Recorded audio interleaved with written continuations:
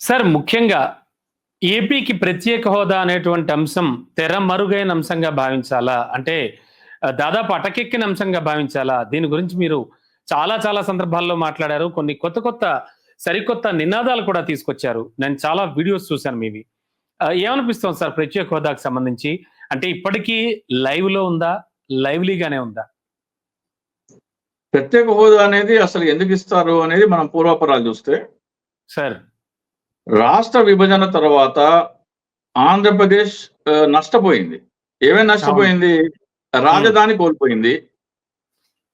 ఉద్యోగ, ఉపాధి, వ్యాపార అవకాశాలు, పరిశ్రమలన్నీ తెలంగాణలోనే ఉండిపోయినందుకు అవి సార్. కోల్పోయింది. హ్మ్. ఆదాయం కోల్పోయింది. ఈ 3 విషయాలు అంటే చాలా వరకు ఆంధ్రప్రదేశ్ ఎంపీలు ఏం చేశారంటే విభజన ఆపుదామని చూశారు. లోక్‌సభలో పెప్పర్ స్ప్రే సంఘటన జరిగిన తర్వాత, ముష్టి యుద్ధం జరిగిన తర్వాత అసలు ఎందుకు ఇంత వ్యతిరేకిస్తున్నారని తెలిసిన తర్వాత, అప్పుడు హ్మ్. గాని కేంద్ర ప్రభుత్వానికి మన వాళ్ళు చెప్పలేదు. ఏమని? ఓకే. హ్మ్. పరిశ్రమలన్నీ తెలంగాణలో ఉన్నాయి. మా వాళ్ళు ఉద్యోగం డిగ్రీ పట్టుకుంటే ఉద్యోగానికి హైదరాబాద్‌కెళ్ళాలి. హ్మ్. ఆహ్, ఇవ ఆదాయం అంతా హైదరాబాద్ నుంచే వస్తుంది. ఇవన్నీ ఒక రాష్ట్రానికి ఇచ్చేస్తే ఎట్లా అంటే, మరి మీరేం కంగారు పడకండి. మీ హ్మ్. రాష్ట్రంలో పరిశ్రమలు ఏర్పాటు, ఆదాయం సమకూర్చేందుకు మేము 5 సంవత్సరాల ప్రత్యేక హోదా ఇస్తాము. అవును. తద్వారా ఇన్సెంటివ్స్ కోసము పారిశ్రామికవేత్తలు ఏం చేస్తారంటే, మీ రాష్ట్రంలో వచ్చి పెట్టుబడులు పెడతారు. మీ హ్మ్. రాష్ట్రంలో పెట్టుబడులు పెడితే మీ యువతకి ఉద్యోగ కల్పన జరుగుతుంది. మీ రాష్ట్రానికి ఆదాయం వస్తుంది. హ్మ్. మీరు కూడా త్వరలోనే ఒక 5 సంవత్సరాల్లో తెలంగాణతో సరిసమానంగా పోటీ పడతారు అని చెప్పేసేసి కేంద్ర ప్రభుత్వం చెప్పారు. అది అప్పటికే లోక్‌సభలో బిల్ పాస్ అయిపోయినందున హ్మ్. రాజ్యసభకొస్తే ఆ మాట చెప్తే అప్పుడు అక్కడ బీజేపీ నాయకుడు వెంకయ్య నాయుడు ఏమన్నారంటే, "మాకు 5 సంవత్సరాలు సరిపోదు. అవునండి. ఒక ఫ్యాక్టరీ పెట్టాలంటే ఒక సిమెంట్ ఫ్యాక్టరీ గాని, ఒక షుగర్ ఫ్యాక్టరీ గాని ఏదైనా సరే ఒక ఐరన్ ఫ్యాక్టరీ గాని పెట్టాలంటే భూమి కొనుగోలు చేయాలి. ప్రాజెక్ట్ నిర్మాణం జరగాలి. ఉత్పత్తి మొదలవ్వాలి. ఇవన్నీ హ్మ్. జరిగేటప్పటికి 5 సంవత్సరాలు అయిపోతాయి. 5 సార్. సంవత్సరాల వరకే మీరు టాక్స్ రిబేట్‌లు ఇస్తే, ఆ హ్మ్. ఉత్పత్తి బయటికొచ్చేటప్పటికల్లా 5 సంవత్సరాలు కాస్త పుణ్యకాలం అయిపోతుంది. అప్పుడు ఎవరొచ్చి పెడతారు? 10 సంవత్సరాలు ఇవ్వాలి. 10 సంవత్సరాలు మేమొస్తే ఇస్తామని చెప్పారు. అవునండి. వాళ్ళ ఎన్నికల మేనిఫెస్టోలో భారతీయ జనతా పార్టీ ఆంధ్రప్రదేశ్ 2014 మేనిఫెస్టోలో మూడో హ్మ్. పేజీ, ఐదో పారా పాయింట్ నంబర్ 1 కాంగ్రెస్ పార్టీ ఇచ్చిన 5 సంవత్సరాల ప్రత్యేక హోదాని మేము 10 సంవత్సరాలకి పొడిగిస్తామని చెప్పారు. Yes sir. అలాగే పోలవరం ప్రాజెక్టు, కడప ఉక్కు కర్మాగారం, రైల్వే జోన్, వెనుకబడిన జిల్లాలకు నిధులు ఇవన్నీ ఉన్నాయి. అవునండి. Special incentives. అయిపోయింది. హ్మ్. ఎన్నికలయిపోయినియి. ఎన్నికలయిపోయిన తర్వాత ఏది ప్రత్యేక హోదా అంటే నరేంద్ర మోడీ ఏమన్నారంటే, "ప్రత్యేక హోదాకి కావాల్సిన షరతులలో మీ ఆంధ్రప్రదేశ్ ఫిట్ కాదు" అన్నారు. హ్మ్. ఆ షరతులేంటయ్యా అంటే ముందు అంతర్జాతీయ బార్డర్ ఉండాలి. అంటే విదేశాలతో బార్డర్ పంచుకోవాలి. ఓకే. టెర్రైన్ అంటే పర్వత శిఖరాలు ఉన్న ప్రదేశంగా ఉండాలి. హ్మ్. ట్రైబల్స్ ఉన్న ప్రదేశంగా ఉండాలి. హ్మ్. ఆర్థిక వెసురు ఆర్థికంగా వెనకబడి ఉండాలి. ఈ ఈ కండిషన్స్ ఉంటేనే ప్రత్యేక హోదాకి వాళ్ళు ఎలిజిబుల్. హ్మ్. మీకాది అవేవి లేవు కాబట్టి మీరు అనర్హులు అని చెప్పారు. హ్మ్. మన రాష్ట్రంలో చొక్కా పుచ్చుకుని హ్మ్. మోడీ చొక్కా పుంజుకుని నిలదీసే మగాడు లేకపోవటం వలన హ్మ్. అది గట్టిగా అడగలేదు. ఏమని అడగాలి? ఇంకో క్లాజ్ యాడ్ చేయవయ్యా! హ్మ్. అయ్యా మోడీ ఇంకోటి యాడ్ చేయి. ఏ రాష్ట్రం అయితే అసెంబ్లీ తీర్మానానికి వ్యతిరేకంగా విభజించబడిందో, ఏ రాష్ట్రం హ్మ్. అయితే ఆర్టికల్ 3 ప్రకారం విభజించబడిందో, ఏ రాష్ట్రం అయితే రాజధాని కోల్పోయిందో, ఏ హ్మ్. రాష్ట్రం అయితే పరిశ్రమలు కోల్పోయి ఉద్యోగ, ఉపాధి, వ్యాపార అవకాశాలు కోల్పోయిందో, ఆ రాష్ట్రానికి కూడా వర్తిస్తుంది 10 సంవత్సరాల పాటు అని యాడ్ చేస్తే సరిపోద్ది దానిలో. హ్మ్. ఒక క్లాజ్. ఇవన్నీ ఈ నక్కజిత్తులు, దగ, ద్రోహం, మోసం అణువణువున నిండి ఉన్న పార్టీ భారతీయ జనతా పార్టీ. అంతకంటే దగులుబాజీ పార్టీ ఇంకోటి లేదు. ఇవ్వాలనుకుంటే హ్మ్. ఆ క్లాజ్‌కి ఈ క్లాజ్ కూడా యాడ్ చేయొచ్చు కదా! సో, అప్పుడే సరికొత్తగా అమ్ముల పొదిలో చేరినట్టుగా చేరిన అంశమే ప్రత్యేక ప్యాకేజీ అనుకుంటా అండి. ప్రత్యేక ప్యాకేజీ ఎందుకు ఒప్పుకోవాలండి? ప్రత్యేక ప్యాకేజీ ఇస్తే మీకు పరిశ్రమలు రావు. హ్మ్. పరిశ్రమలు రాకపోతే యువతకి ఉద్యోగ, ఉపాధి, వ్యాపార అవకాశాలు రావు. రాష్ట్రానికి ఆదాయం రాదు. ప్యాకేజీ వస్తే నాయకులు మింగటానికి సరిపోద్దది. ఓకే అండి. ప్యాకేజీకి ఒప్పుకోకూడదు. సో అప్పుడు నేను జనసేన పార్టీలో ఉండగా ఒక నినాదం రూపొందించాను. ప్రత్యేక హోదా వ్యతిరేకులకి మా మనసులో చోటు లేదు, మా ఇంట్లో ఓటు లేదు అనే నినాదంగా జనసేన పార్టీ తరఫున తీసుకెళ్దామంటే అది చాలా వైరల్ అయింది అప్పట్లో. అవునండి.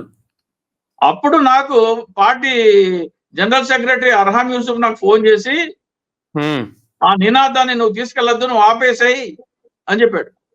ఓకే. అంటే పవన్ కళ్యాణ్ స్టేజ్ మీద ఏం మాట్లాడుతున్నాడు?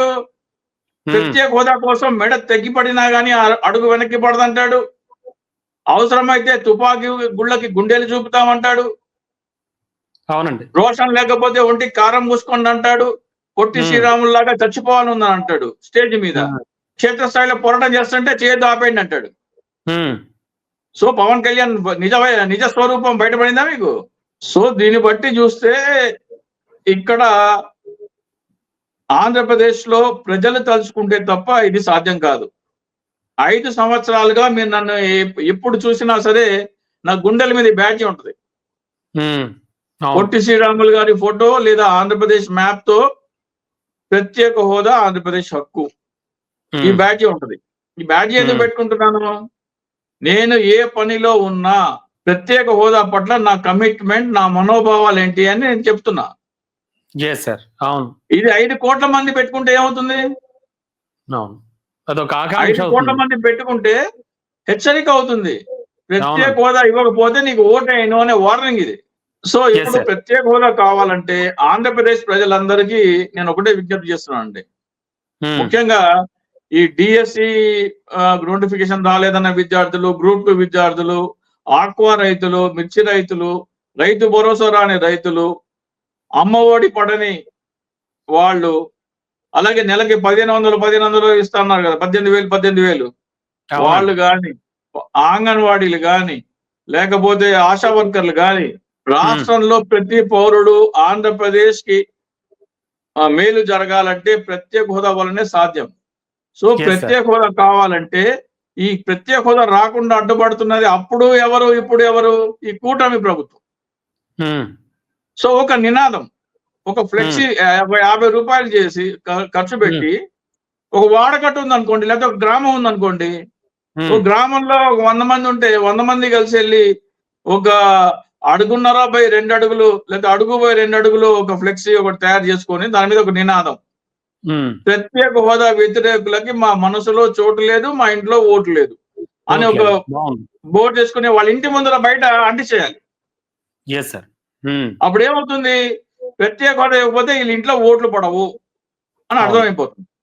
రాష్ట్ర వ్యాప్తంగా 5 కోట్ల మంది ఈ పని చేస్తే, రాష్ట్ర వ్యాప్తంగా 5 కోట్ల మంది వాళ్ళ ఇంట్లో ప్రతి ఇంటి ఎదురుగా ఈ నినాదం పెడితే ప్రత్యేక హోదా వ్యతిరేకులకి మా మనసులో చోటు లేదు, మా ఇంట్లో ఓటు లేదు. అప్పుడు ఆ నినాదం చాలా పవర్ఫుల్ అంటారు. ఆ ఇంటికి ఓటు గడప కూడా తొక్కొద్దని చెప్తున్నారు. ప్రత్యేక హోదా ఇవ్వకపోతే మా ఇంటి గడప తొక్కొద్దు అని వార్నింగ్. అది 5 కోట్ల మంది దీనిని అమలు చేస్తే వాలంటీర్లకు చెప్తున్నాను నేను, ముఖ్యంగా వాలంటీర్లు ఎలా అయితే మోసపోయారో, డిఎస్సి అభ్యర్థులు ఎలా అయితే మోసపోయారో, గ్రూప్ 2 అభ్యర్థులు మోసపోయారో, ఆక్వా రైతులు, మిర్చి రైతులు, రైతు భరోసా అందని రైతులు, అమ్మ ఒడ అందని తల్లిదండ్రులు, అలాగే మీకు ఈ నెల ఏడాదికి 18,000 ఇస్తున్నారు కదా, నెలకి 1,500, అది అందని వాళ్ళు, బస్సు ఫ్రీ బస్సు అందని వాళ్ళు, గ్యాస్ సిలిండర్ అందని వాళ్ళు, ఆ అంగన్వాడీ, ఆశా వర్కర్, వీళ్ళందరూ వాళ్ళ ఇంటి మీద ఇది ఒక్క పని పెడితే చాలు దెబ్బకి దిగొస్తుంది. ఆంధ్రప్రదేశ్ దగ్గరకు వచ్చి ప్రకాశం బ్యారేజీ మీద ఉన్న తెలుగు తల్లికి సాష్టాంగ నమస్కారం చేసి ప్రత్యేక హోదా ఇస్తాడు నరేంద్ర మోడీ. సో ప్రత్యేక హోదా విషయం ఇంకా ఇప్పటికీ కూడా లైవ్ లోనే ఉందంటారు. ప్రజలు తలుచుకుంటే లైవ్ అండి, ప్రజలు వద్దనుకుంటే వద్దండి. మన ఆంధ్రప్రదేశ్ లో సిగ్గులేని చేవ చచ్చిన నాయకులు ఉన్నారు కాబట్టే ఆంధ్రప్రదేశ్ కి తీరని దగా ద్రోహం చేసిన భారతీయ జనతా పార్టీతో పొత్తు పెట్టుకున్నారు. రోషం పౌరుషం లేని చేవ చచ్చిన చవట సన్నాసి దద్దమ్మలు కాబట్టే బీజేపీతో పొత్తు పెట్టుకున్నారు. పవన్ కళ్యాణ్ ఏమన్నాడు? రోషన్ లేకపోతే ఒంటికి కారం పూసుకోండి అన్నాడు. అవును. బీజేపీని ప్రత్యేక హోదా ప్రశ్నించే రోషన్ లేకపోతే ఒంటికి కారం పూసుకోండి అన్నాడు. అటువంటి బీజేపీతో వెళ్ళి పొత్తు పెట్టుకున్నాడు. పాచిపోయిన లడ్డూలు అన్నాడు. ఆ పాచిపోయిన లడ్డూలు తినడం కోసం వెళ్ళి మళ్ళీ బీజేపీతో పొత్తు పెట్టుకున్నాడు. ఆంధ్రప్రదేశ్ కి తీరని దగా ద్రోహం చేస్తుంది ఎవరంటే చంద్రబాబు నాయుడు, పవన్ కళ్యాణ్. ఇదే భారతీయ జనతా పార్టీని వేరే రాష్ట్రాల్లో కిలోమీటర్ గొయ్యి తీసి పాతేసేవాళ్ళు. పొత్తు కాదు కదా, కిలోమీటర్ జెండా కనపడేది కాదు. అలాంటిది ఇదే తెలంగాణలో గాని, కర్ణాటకలో గాని, కేరళలో గాని, తమిళనాడులో గాని ఇట్లా మోసం చేస్తే కిలోమీటర్ గొయ్యి తీసి బీజేపీని పాతేసేవాళ్ళు. వీళ్ళు సిగ్గు లేకుండా వెళ్ళి వాళ్ళతో భారతీయ జనతా పార్టీతో పొత్తు పెట్టుకున్నారు. Sure sir. Okay sir. Anyway thank you. ప్రత్యేక హోదా అంశం అయితే మాత్రం ఖచ్చితంగా జనాల్లో ఇంకా ఆకాంక్ష ఉందని అంటారు. Thank you sir. జనాలు తలుచుకుంటే తెచ్చుకోవచ్చండి, నిమిషం పని. Sure sir. Thank you.